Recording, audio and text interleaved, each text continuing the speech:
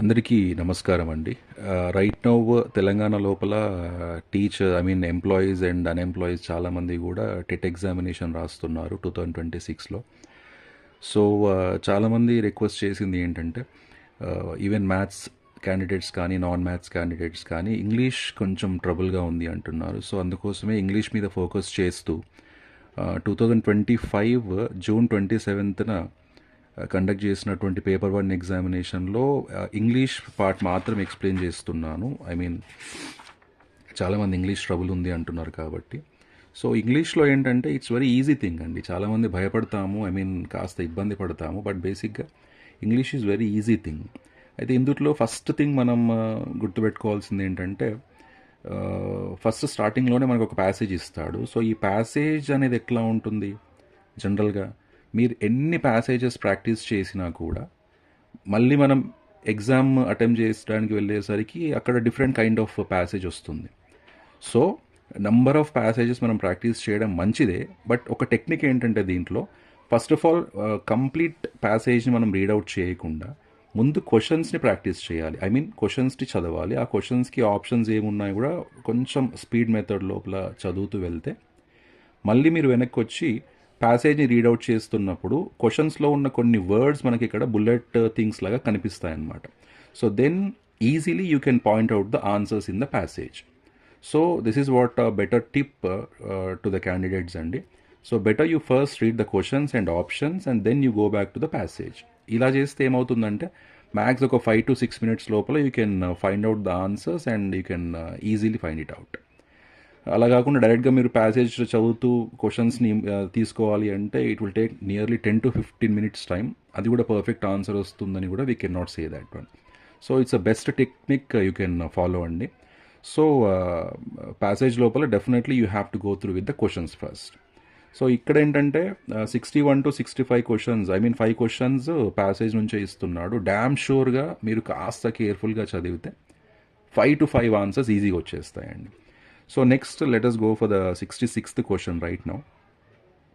Identify the part with an error in the given sentence అన్నాడు.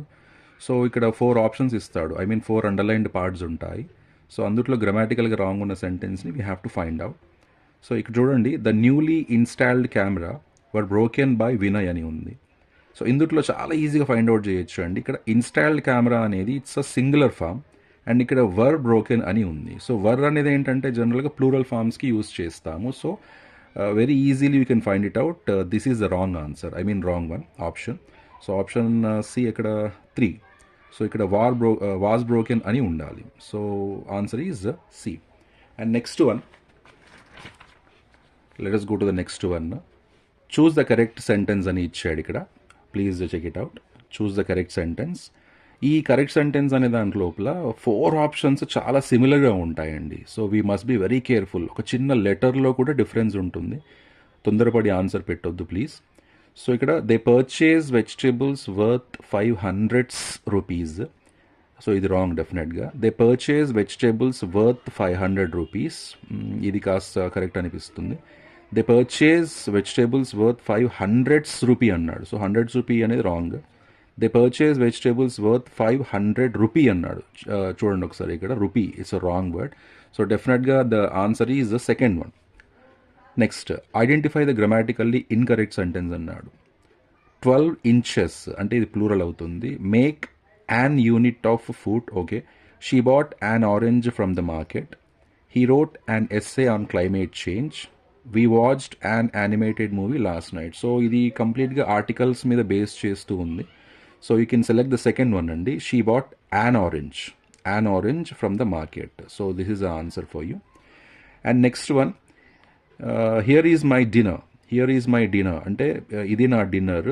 So దీంట్లో option ఏమిటి? Where is your.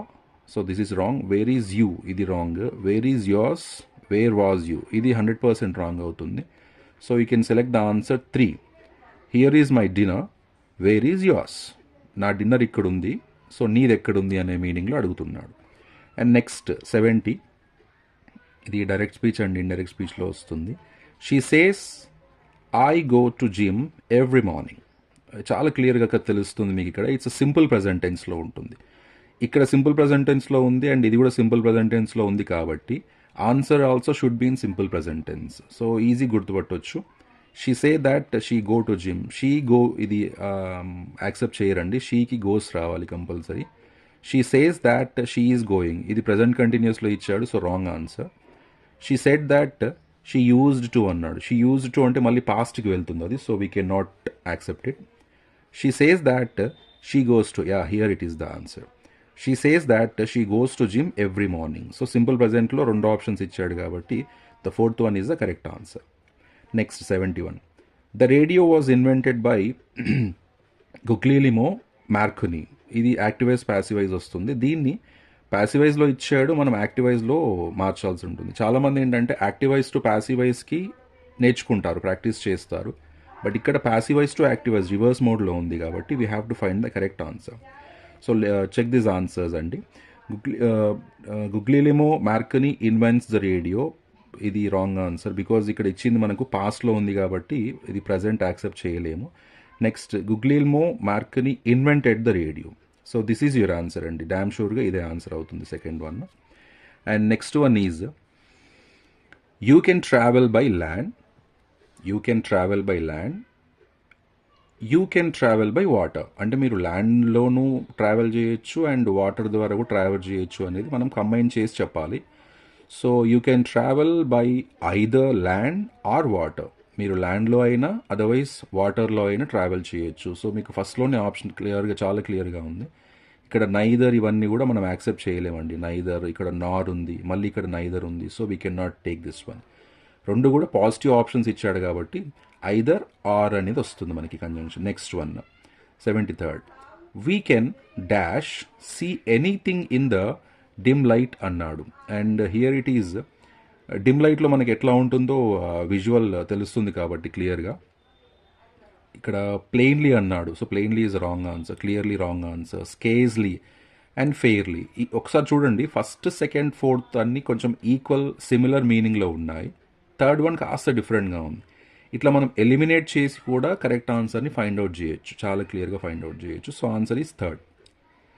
Giving undue favours to once kith and కిన్ is called. ఇది one word substitutions అంటామండి. ఇట్లాంటివి కూడా మనం చాలా ఎక్కువ ప్రాక్టీస్ చేయాల్సి ఉంటుంది. సో ఇక్కడ కిత్ అండ్ కిన్ అంటే ఏంటంటే ఫ్యామిలీ మెంబర్స్కి సంబంధించి మన బంధువులు చుట్టాలు ఉంటారు కదా, సో వాళ్ళకి సంబంధించింది కాబట్టి బంధుప్రీతి అని ఒక వర్డ్ వస్తుందండి, నెపోటిజం అని. సో ఇది మనం యాక్సెప్ట్ చేస్తాము. సో బంధుప్రీతిని మనం నెపోటిజం అంటాము, వాళ్ళకి ఫేవర్ చేస్తాము ఎక్కువగా. Next 75. The plane accelerated down the runway. ఇక్కడ మనకు select the meaning of the word accelerated అన్నాడు. So what is the meaning of that accelerated అంటే రెసిడెడ్ కాదు, తగ్గడం రెసిడెడ్ అంటే, లెజెండ్ కాదు, డిజెండెడ్ ఇది కూడా కాదండి. సో సెకండ్ ఆన్సర్ ఇంక్రీజ్డ్, పెరుగుతుంది జనరల్గా. యాక్సిలరేటెడ్ ఇన్ ద సెన్స్ ఇది కామన్ వర్డ్ యాక్చువల్గా. So the answer is second one. Next 76th. Pick the incorrectly spelt word అన్నాడు. ఈ ఇన్కరెక్ట్లీ స్పెల్ట్ వర్డ్లో కూడా మనకు maximum 8 letter words 9 letter words ఇస్తారండి. So we have to find it very clearly. And ఇందుట్లో omniscient is right one and consonance is right one. Equilibrium is also okay.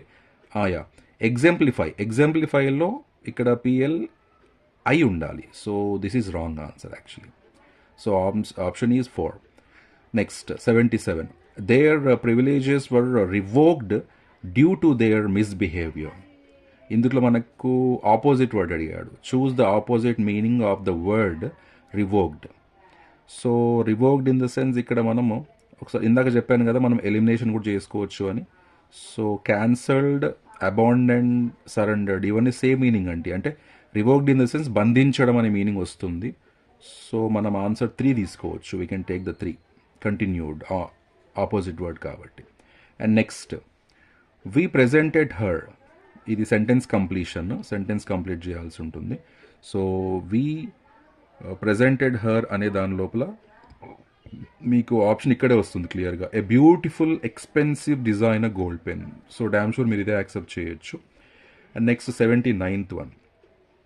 The women were walking through the forest. ఇందుట్లో through అనేది ఏమిటి అంటున్నాడు, parts of స్పీచ్లో through అనేది ఏమవుతుంది అన్నాడు. So very simple thing అండి. ఇది అడ్జెక్టివ్ కాదు, it's not adjective, it's not verb, it's not conjunction కూడా కాదు. సో వెరీ షూర్ త్రూ అనేది మీకు ప్రిపోజిషన్ అవుతుంది. ఈజీగా ఫైండ్ అవుట్ చేయొచ్చు కాస్త ప్రాక్టీస్ చేస్తే. And let's go to the next question 80. ఇందులో చూస్ ద కరెక్ట్ సెంటెన్స్ అన్నాడు. అంటే 4 ఆప్షన్స్ లోపల మీకు అన్నీ చూడడానికి సిమిలర్గా ఉంటాయి, బట్ ఎక్కడో చిన్న డిఫరెన్స్లో మాత్రమే మనం ఆ మిస్టేక్ని ఫైండ్ అవుట్ చేయాలి. So in this one, air pollution is the harmful release of pollutants the air and effecting human health in to the environment అన్నాడు. సో ఇందులో ఇక్కడ పొల్యూటెంట్స్ అనేది రాంగ్ అవుతుంది.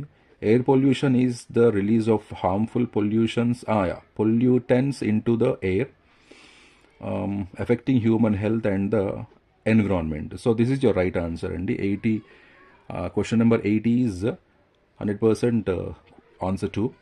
నెక్స్ట్ వన్, ఇలాంటి వాటికి కొంచెం ఎక్కువ టైం తీసుకోకండి. చిన్న చిన్న డిఫరెన్సెస్ ఉంటాయి, వాటిని ఫాస్ట్గా ఐడెంటిఫై చేసుకుంటే సరిపోతుంది. And next here it is 81st. ఇలాంటిది కూడా మీకు ఒకటి వస్తుందండి డెఫినెట్గా. ఒక 4 to 5 ఆప్షన్స్ ఇస్తాడు, అందుట్లో ఆర్డర్లు పెట్టమని అడుగుతాడు. సో దీంట్లో ఏంటంటే మీకు ద క్వశ్చన్ నెంబర్ ఈజ్ 81. ఇందుట్లో మనకు క్లియర్ కట్ ఆప్షన్ వచ్చేసి ఫస్ట్ క్వశ్చన్, ఇది కొంచెం మీరు అబ్జర్వ్ చేసుకోవాలి అండి. మనకు సెంటెన్స్ స్టార్టింగ్లో కంపల్సరీ క్యాపిటల్ లెటర్ ఉండాలి కాబట్టి, సో క్యాపిటల్ లెటర్ ఉండేదాన్ని ముందు తీసుకోవాలి. సమ్ టైమ్స్ 2 కూడా ఉండొచ్చు, అయినా సరే కొంచెం క్రాస్ చెక్ చేసుకుని తీసుకోవచ్చు. సో దీంట్లో మీకు బెస్ట్ ఆప్షన్ ఏమవుతుందంటే TQ is not right answer, and fourth one you can select that. Okay, once మీరు ఒకసారి నోట్బుక్లో రాసుకుని కూడా you can check it out. ఇది పెద్ద సెంటెన్స్ అవుతుంది.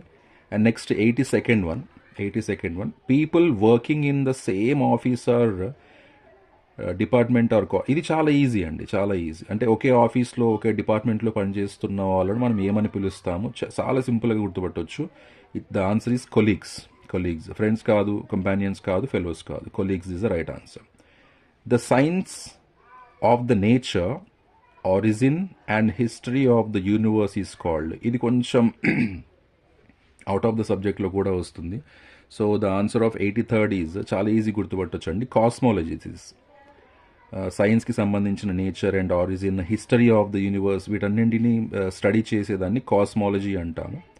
And next 84th one, she is good dash playing the violin అన్నాడు. ఇట్లా ఎప్పుడైనా సరే గుడ్ అనే వర్డ్ వచ్చింది అంటే వాళ్ళకి సంబంధించి ఏదో ఒక టాలెంట్ ఇక్కడ సబ్మిట్ చేస్తాడు. ఇలా వచ్చినప్పుడు 100% మీరు సెలెక్ట్ చేసుకోండి please.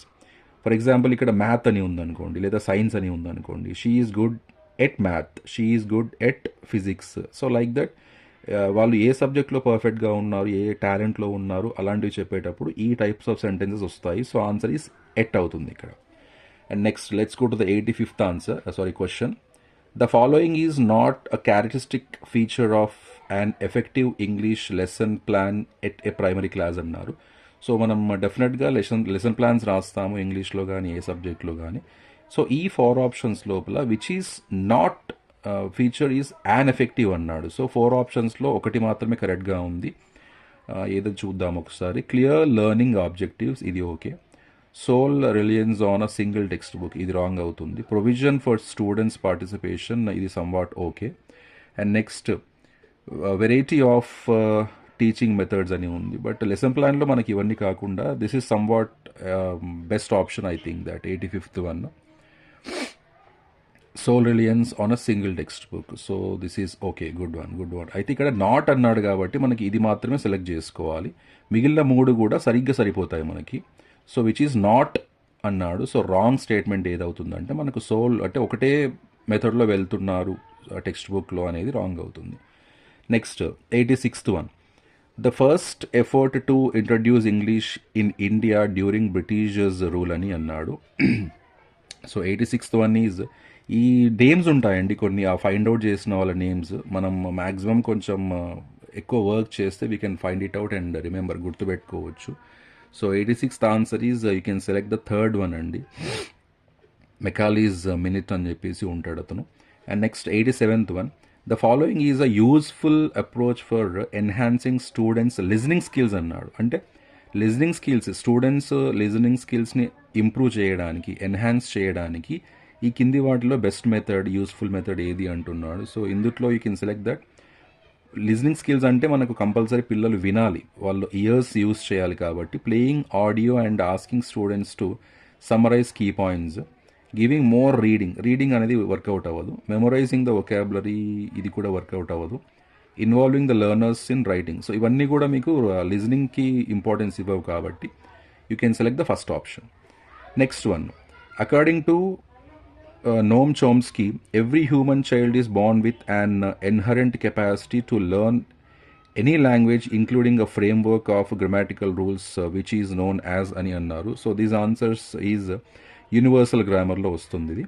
And next, 89th, this teaching method focuses on speaking and listening and teaches English in context without using the student's native language అన్నాడు. So 89th you can select that the direct మెథడ్లో మాత్రమే మనం ఇట్లాంటి option తీసుకోవాల్సి వస్తుంది. Grammar translation use అవ్వదు, audio lingual కాదు. So bilingual method is also not correct. Direct method is selectable. So let us go for the last question అండి, 90.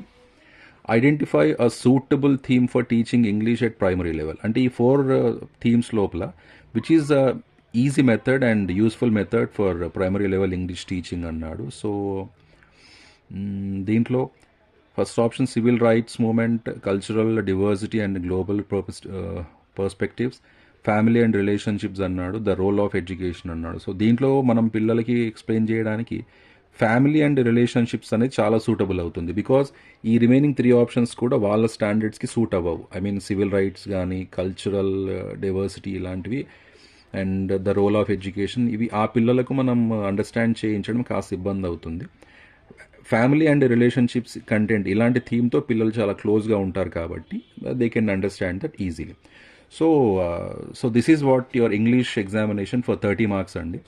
So slow and స్టడీగా మీరు ప్రాక్టీస్ చేసి పర్టికులర్ ప్యాసేజ్ మీద కొంచెం ఎక్కువ ఫోకస్ చేసి 5 minutesలో కంప్లీట్ చేసేటట్టు ఉంటే, గ్రామర్ వాటిలో కూడా కాస్త పర్టికులర్గా గ్రామర్లో ఏంటంటే verb forms, tenses, finding the errors, spellings, antonyms, synonyms, prepositions, parts of speech ఇట్లాంటి వాటి మీద కొంచెం మనం ఫోకస్ చేస్తే మినిమం 25 out of 30 మార్క్స్ అయితే ఈజీగా వస్తాయండి.